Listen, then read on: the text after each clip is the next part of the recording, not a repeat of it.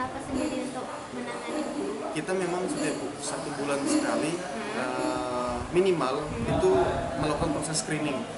Jadi di screening mana yang memang suspek. Kemudian kita kan salah satu penyumbang data terbaik untuk penderita TBC.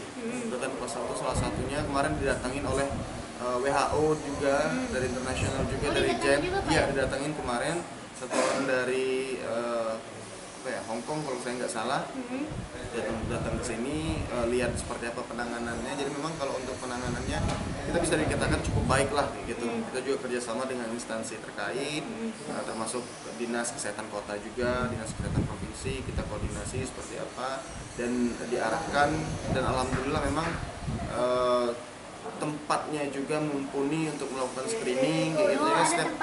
Tempat apa namanya, jadi setiap tahanan masuk itu kan ditanya dulu punya riwayat penyakit apa, terus dalam keadaan apa, demam atau tidak, segala macam. Terus juga petugas kontrol juga yang di bawah biasanya juga keliling-keliling kan, kalau misalnya ada tahanan yang memang kondisinya katakanlah dia nggak bisa ke atas nih, kita punya klinik, dia nggak bisa naik ke atas nih, makanya kita jemput bola ke bawah, kita tanya kesehatannya seperti apa segala macam. Kalau memang ada hal-hal yang menjurus ke suspek penyakit tertentu, langsung kita tindak biasanya. Tapi sejauh ini belum ada Pak ya? Alhamdulillah belum ada.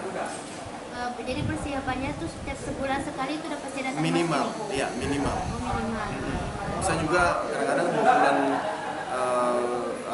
2 minggu sekali kayak gitu. Jadi tergantung dengan